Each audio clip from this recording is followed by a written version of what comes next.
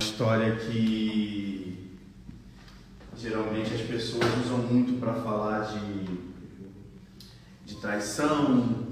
É uma história que geralmente as pessoas usam para falar de ofertas, né? Porque Caim deu uma oferta, Abel deu outra oferta. A história de Caim e Abel em Gênesis capítulo 4, versículo 1 ao 7, ela tem uma narrativa muito expressiva dessas duas características, né? Caim pega uma oferta, dá, Abel dá outra, Deus se agrada mais da oferta de Abel, Caim mata Abel. Outras pessoas usam para falar do homicídio, foi o primeiro homicida, mas hoje nós vamos olhar essa história de uma perspectiva diferente. Existem outras lições nesse texto e hoje nós vamos olhar para uma das coisas que está muito evidente, mas poucas pessoas argumentam sobre isso. Vamos ler o texto? Vou ler aqui e vocês acompanham, tá bom? Coabitou o homem com Eva, sua mulher. Esta concebeu, deu à luz a Caim. Então disse: adquiri um varão com auxílio do Senhor. Depois deu à luz a Abel, seu irmão. Abel foi pastor de ovelhas, Caim, lavrador. Aconteceu no fim de uns tempos e trouxe Caim, do fruto da terra, uma oferta ao Senhor. Abel, por sua vez, trouxe as primícias do seu rebanho e da gordura deste.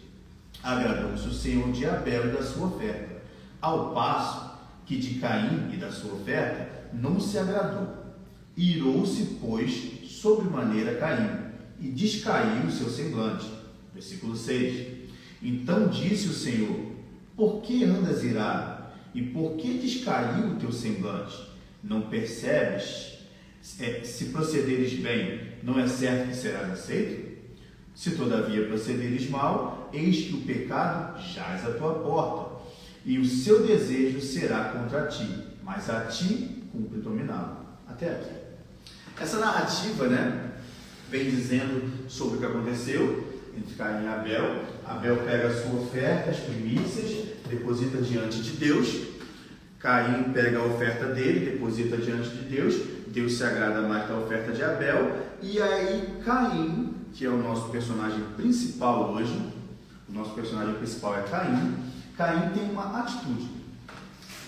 Depois que Deus fala com Caim, Caim tem outra atitude. Mas repare que quando Deus se agrada, só o fato de Deus se agradar mais de Abel, Caim já se ira. O versículo diz assim, pois Deus se agradou da oferta de Abel, pois sobremaneira Caim descaiu do semblante. Ou seja, visivelmente Caim mudou. A gente está aqui, está todo mundo rindo, brincando, daqui a pouco do nada. O que foi, Diego? Aconteceu alguma coisa? Não, nada não. Chateado. Mas por que você estava aqui rindo, brincando agora? Ele é maluco? Ele é bipolar? Será que Deus pode ter perguntado para Caim: você é bipolar, Caim? Você tem algum tipo de problema? Eu te fiz perfeito. Caim mudou. Mediante uma atitude que ele não se relacionou muito bem com aquilo, ele mudou. E o título da nossa mensagem hoje é Conselhos de Deus.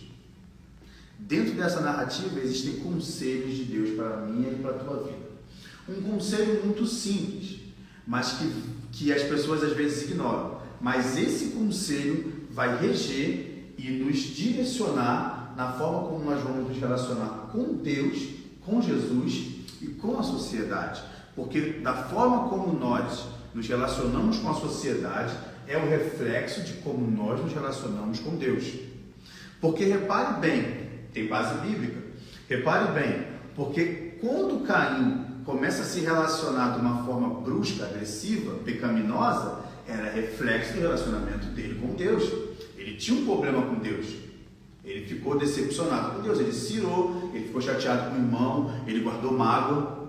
Então isso reflete na sociedade. Como nós nos relacionamos com a sociedade é fruto do nosso relacionamento com Deus. O nosso relacionamento com a sociedade também vai refletir no nosso relacionamento com Deus. Vamos acompanhar. Vamos falar um pouco sobre a nossa relação com o pecado. Repare que a atitude de Caim, ela vai direcionar Caim a cometer um pecado. E nós, como seres humanos, nos relacionamos com o pecado todos os dias.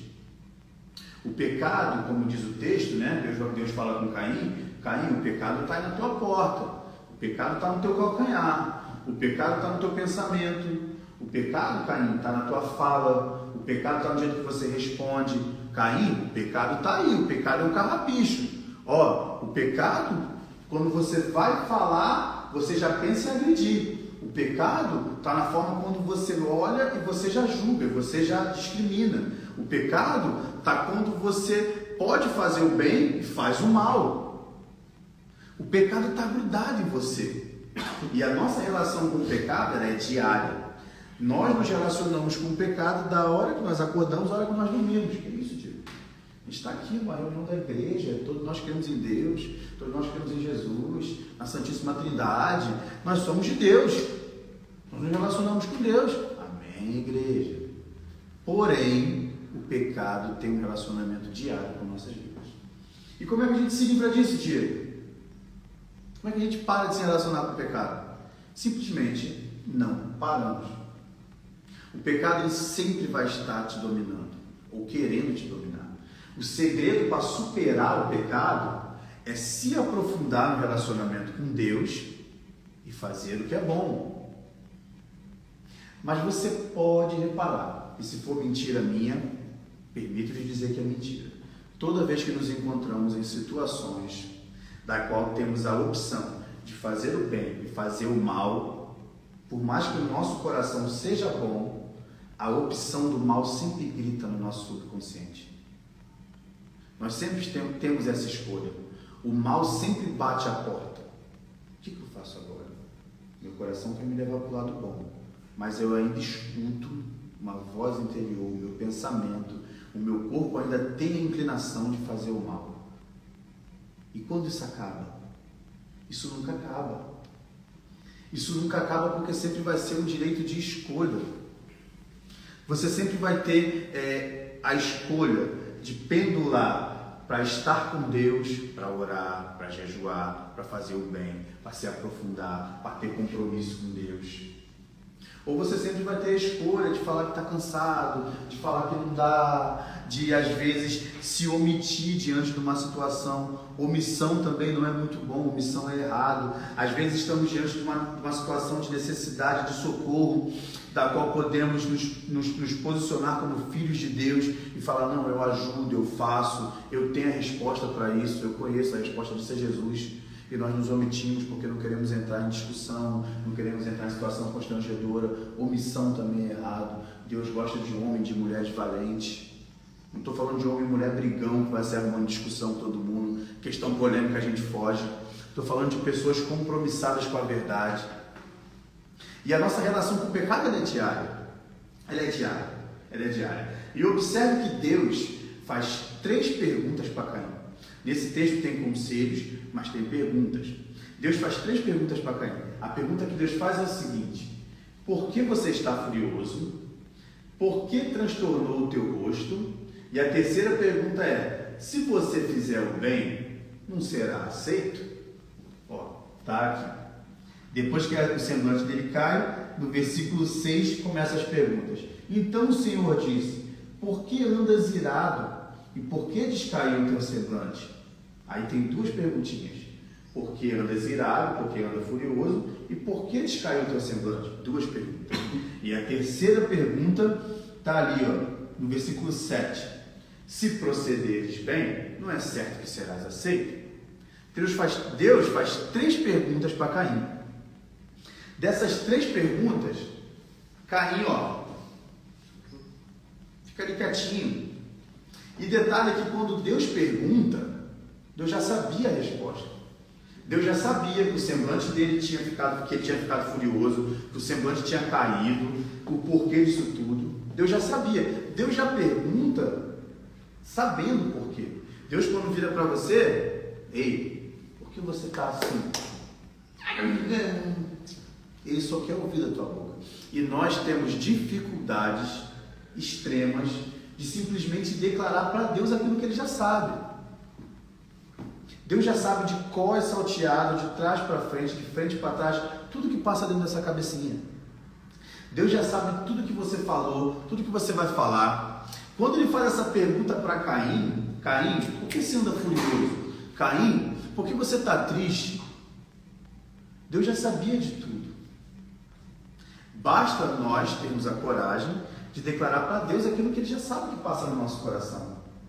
Porque às vezes nós entramos em um processo de guardar dentro de caixas emocionais, baús emocionais, traumas, mágoas, decepções, pecados, e escondemos isso de nós mesmos e de Deus, achando que simplesmente vamos seguir em frente.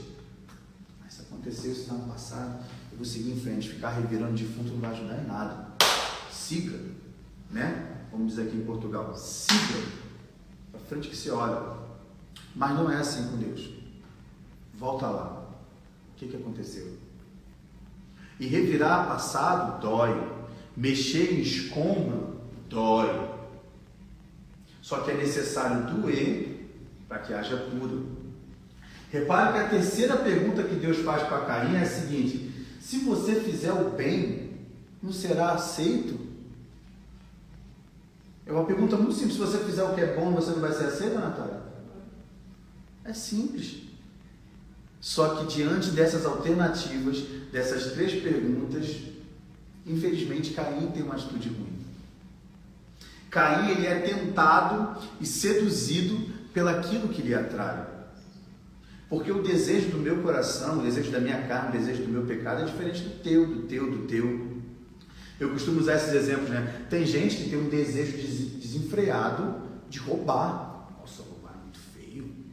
Tem gente que tem desejo desenfreado de mentir, vício de mentira. Tudo mente, tudo inventa uma mentirinha e para ele já é normal. A mentirinha não faz mal a ninguém. Mentira saudável, não tô mentindo para fazer mal a ninguém. Estou mentindo porque é melhor falar isso aqui do que evitar estresse.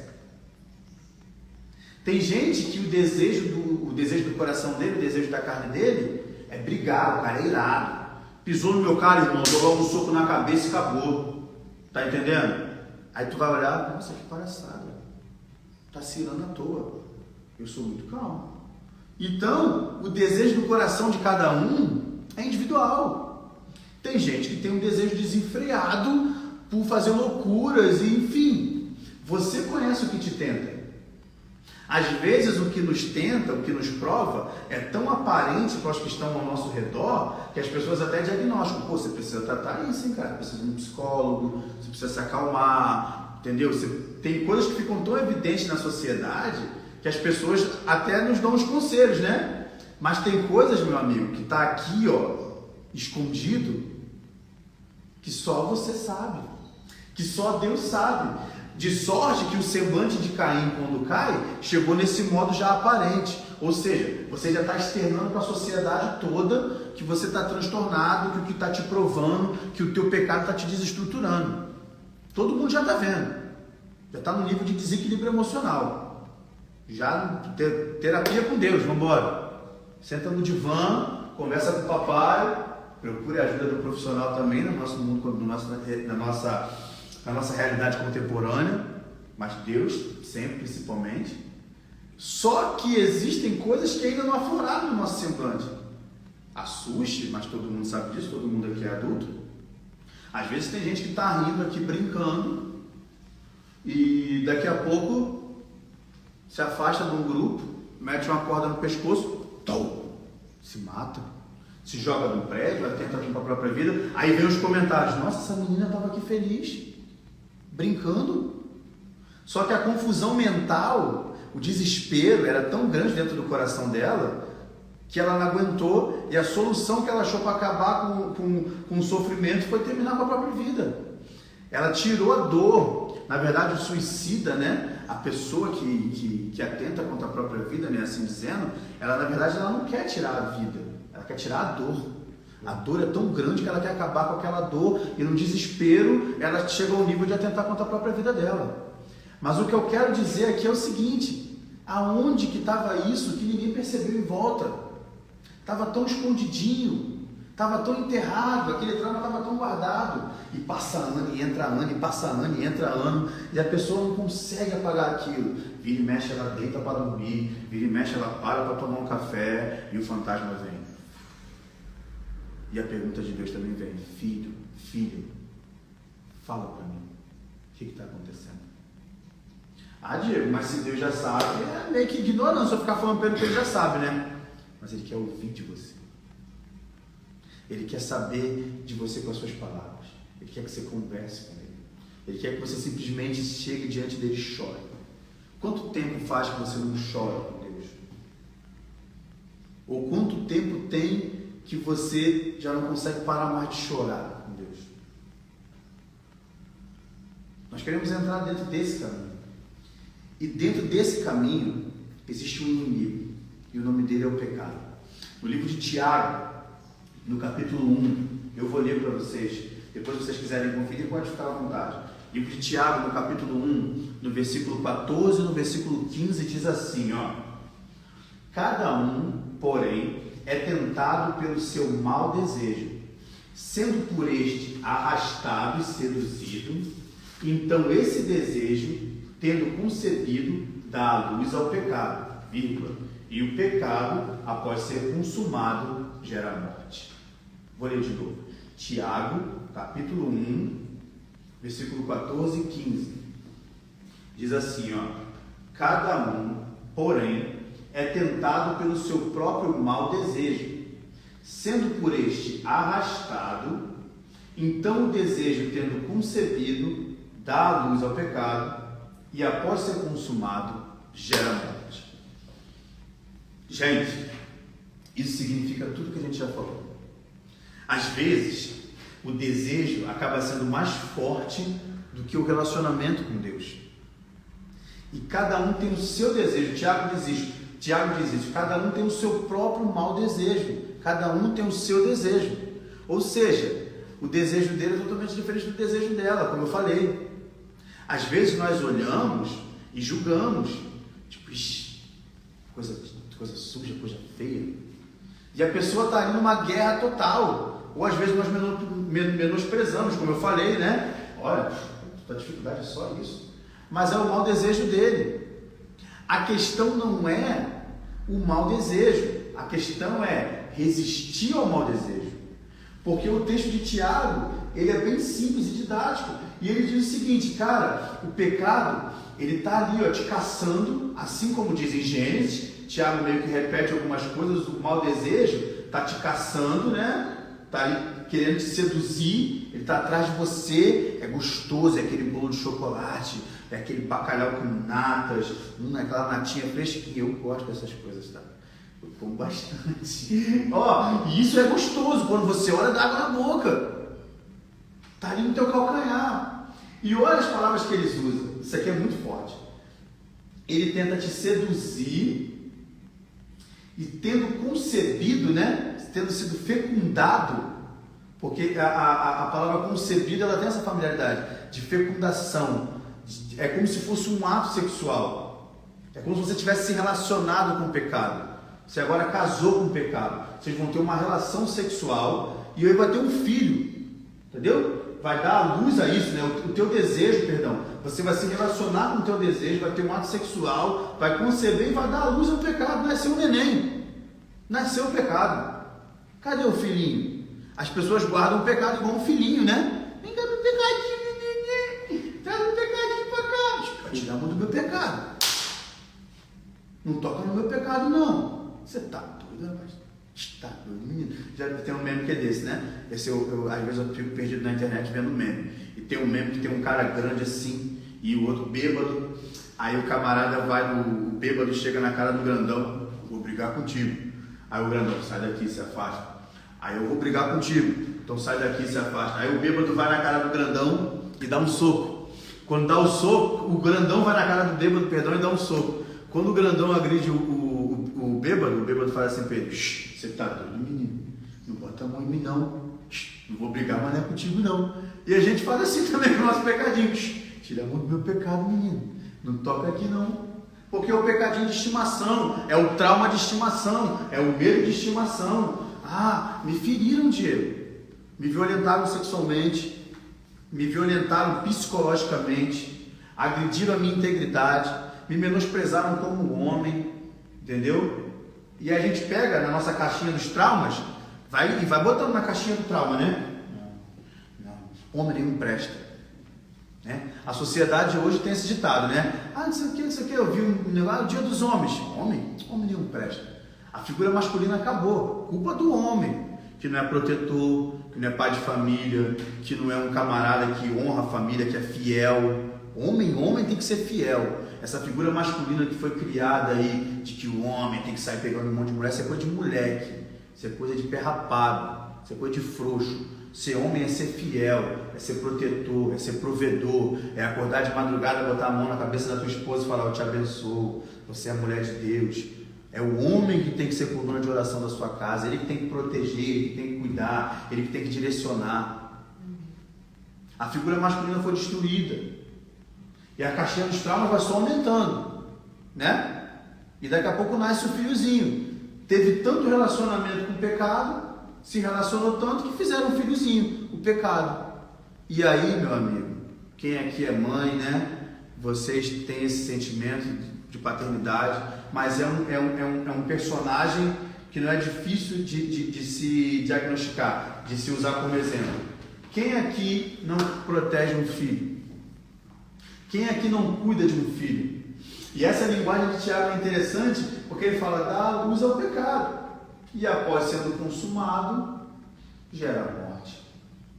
Não existe outra coisa que o pecado vai trazer para a minha e para a tua vida. O pecado só vai trazer morte. Deus, lá em Gênesis, alguns capítulos antes desse capítulo 4 que nós lemos, quando ele faz o ser humano, ele coloca uma coisa dentro de mim, dentro de você. Ele coloca um senso de eternidade, uma vontade de vida eterna. Ninguém aqui quer morrer. Ninguém aqui quer acabar simplesmente. Eu sou uma poeira cósmica. Acabou minha vida aqui, desligou, tum. Não. Ninguém quer morrer. E mesmo depois da morte, nós ainda queremos viver. Nós ainda queremos viver. Pessoas procuram a vida após vida, né? Em Allan Kardec. Não, vou ressuscitar, vou vir mais evoluído. Pessoas acham que vão vir como um cachorrinho. Meu irmão, cachorrinho fofo é só o rock. Você vai morrer e vai descer a sepultura só na ressurreição, no dia do julgamento. O senso de eternidade grita, a vontade de viver grita. Só que o teu relacionamento com o pecado, o meu relacionamento com o pecado, gerou o nosso filhozinho. E ele só vai gerar a morte. E agora, Diego, estamos condenados. Tu bateu na porta da minha casa 10 horas da manhã para falar que eu estou condenada? Para falar que acabou, que eu tenho um filho, o nome do meu filho é pecado, e eu estou morta, eu vou morrer? Eu acordei de manhã para ouvir isso? Não tem jeito para mim? Sim, tem um jeito. E o nome do jeito é Jesus. Amém, Jesus. Maravilhoso, Jesus. O nome do jeito é Jesus. Porque Jesus pagou um preço que eu e você não poderíamos pagar. Jesus pagou um preço alto com a vida. E a partir desse preço, Ele te dá a salvação, a cura, a libertação. Jesus tem o poder maravilhoso e amoroso de meter a mão na caixinha do pecado e fazer assim, vamos limpar isso aí. Toma aqui amor, toma aqui perdão, toma aqui cura, toma aqui coragem, toma aqui ousadia, toma aqui de mim, Amém, Jesus. Jesus é o resultado disso tudo. E o título da nossa mensagem é Conselho de Deus. Então aqui vem o conselho de Deus para mim e para a tua vida. No versículo 7 do nosso texto base, diz o conselho de Deus na parte C, né? Depois da última pergunta, Deus introduz então o seu conselho. E o conselho é o seguinte: mas se você não fizer, saiba que o pecado começa à porta, deseja conquistá-lo, mas você deve dominá-lo. Vou repetir mais uma vez dentro do contexto para que a gente entenda um pouco melhor. A terceira pergunta é o seguinte: se você fizer o que é bom, não será aceito? A resposta seria sim, correto? Deus pergunta para Caim: se você fizer o que é bom, não será aceito? Mas, se você não fizer o que é bom, saiba que o pecado começa a bater a sua porta. Versículo 7 do capítulo 4 de Gênesis. E ele deseja conquistá-lo, mas você deve dominá-lo. O conselho de Deus é: resista ao pecado, faça o que é bom. O conselho de Deus é: o pecado está na tua porta, Natália, mas resista, seja forte, faça o que é bom. Você deve dominar o pecado. E como é que você domina o pecado? Como é que você vence isso? Através de uma mudança de hábito? Através de uma renovação mental? Através de um comportamento melhor? Ou através de Jesus? De sorte que é através disso tudo. Mas a força para mudar a sua mente, a força para mudar o seu comportamento, a força para mudar o seu raciocínio, para apagar o seu medo, para curar os seus traumas é Jesus. E a confirmação disso se encontra num versículo muito conhecido, como diz na carta aos Romanos: pois o salário do pecado é a morte, mas o dom gratuito de Deus, que não tem custo nenhum, é a vida eterna em Cristo Jesus, nosso Senhor. Então eu quero terminar hoje a nossa reunião, o nosso culto, dizendo isso para a gente: que a força para vencer o que te tenta, a força para vencer o que te magoa é Jesus. O salário do pecado sempre vai ser a morte. Só que esse filho, essa paternidade, essa maternidade a gente não quer. Eu não quero ter um filho, eu não quero ter um pecadinho. Eu quero ter a força de Cristo pulsando em minhas veias, para assim eu vencer e alcançar a vida eterna. Amém? Vamos orar para terminar? Feche os seus olhos, vamos orar para terminar. Se você quiser ficar de pé, se você quiser ficar sentado, se você quiser ficar de joelhos, fique à vontade para orar.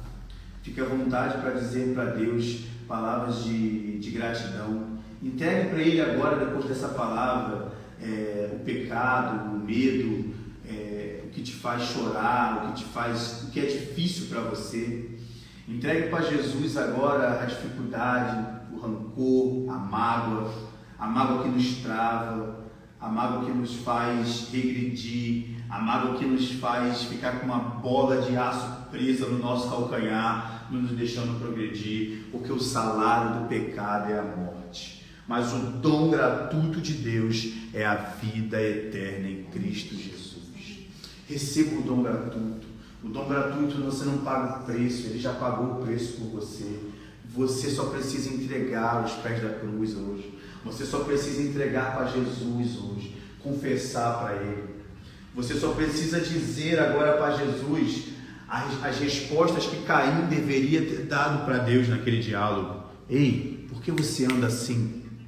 Por que você anda triste? Por que teu semblante está caído? Por que você anda magoado? Por que você anda irado? O que está acontecendo? Coloca agora diante de Deus isso. Fala para Jesus isso. Pois a cura é Jesus, a salvação é Jesus, o perdão está em Cristo. Entregue para Ele tudo. Eu vou orar pelas nossas vidas, vou orar pela minha e pela tua vida. Pai, em nome de Jesus, eu quero te entregar, Senhor, essas pessoas que aqui estão de manhã. Quero te entregar, Senhor, a vida do Guilherme e da Cristiane em tuas mãos. Senhor, tu conheces o coração do Guilherme, tu conheces o coração da Cristiane. Pai, entra agora, Jesus, com força, com poder, com fogo, com refrigério. Pai, toca as estruturas deles, Senhor, e que eles sintam, ó Deus, no coração deles agora a tua presença. Que não seja a minha mão, que não seja a minha voz, mas que seja Ti, Jesus, tocando no coração deles. Eu libero sobre a vida deles, Senhor, ousadia, intrepidez, mais de Ti. Eu profetizo sobre a vida deles, Senhor, um relacionamento contigo, Jesus. Não só passar e Te ver, mas estar contigo, caminhar contigo. Pai, eu libero sobre a vida deles, Senhor, relacionamento com a Tua Palavra, desejo para ler a Tua Palavra, revela-te a eles, Senhor. Senhor, tira deles os maus costumes, tira deles os pecados, tira deles tudo quanto não provém de Ti, Senhor. Coloca a Tua Palavra tão forte no coração deles, ao ponto que eles se sintam incomodados, Senhor, e não vejam outra alternativa a não ser estar diante de Ti com fidelidade, com amor, Pai. Em nome de Jesus. Pai, eu te apresento a vida da nossa amiga, Senhor, em tuas mãos. Pai, tu contemplas o coração dela, Senhor, e sabes, ó Deus, tudo quanto ela sente. Senhor, em nome de Jesus de Nazaré, toca, ó Deus, na vida dela, no coração dela.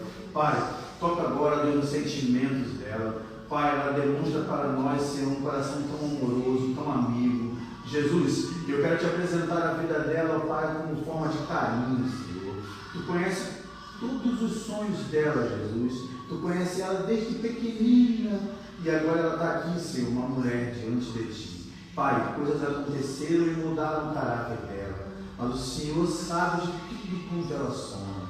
Pai, ressuscita, ó Deus, os sonhos dela, ressuscita o brilho da vida dela, faz ela sentir o Teu amor pela vida dela, Senhor. Assim como eu sinto a Tua presença, faz ela sentir o Teu amor, Senhor. Que ela sinta o coração dela ferver, dá essa experiência para ela, Espírito Santo. Faz ela sentir o amor de Cristo pela vida dela, Pai. Faz ela sentir que foi por ela que Jesus morreu, que foi por ela que Jesus ressuscitou, que ela é importante, que ela é preciosa, que ela é muito para Ti. Pai, em nome de Jesus, que ela saia daqui com essa consciência hoje de que ela é importante, Pai, que ela é importante para mim, que ela é importante para esse grupo de pessoas e que mais do que isso, que ela é importante para Ti, Jesus. Pai, te apresento a vida da minha esposa em Tuas mãos, toma conta, ó Deus, do coração dela, dê a ela, Senhor, muita força, muito amor, muita sabedoria, muita temperança, muita mansidão. Dá a ela, Senhor, sede, vontade de ler a Tua palavra. Levanta ela, Senhor, da forma como o Senhor sonhou para a vida dela. Dê a ela, Senhor, certeza de quem ela é, porque ela é muito em Ti, Senhor. Ela nasceu para vencer, ela nasceu para brilhar, e o Senhor é quem capacita os sonhos, Pai. Deus, nós cremos que abraços curam.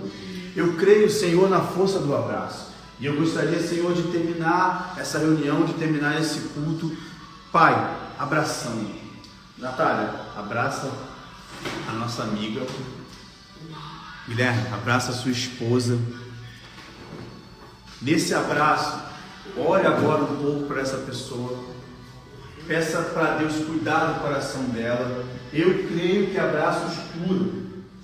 No abraço há amor, no abraço há expressão de afeto.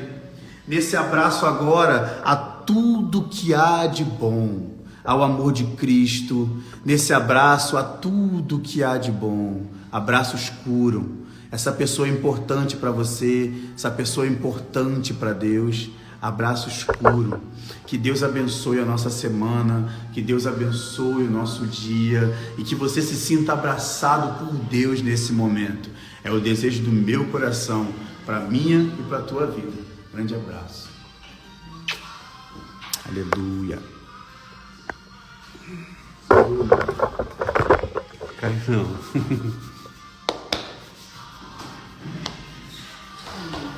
É meu guerreirão, cara.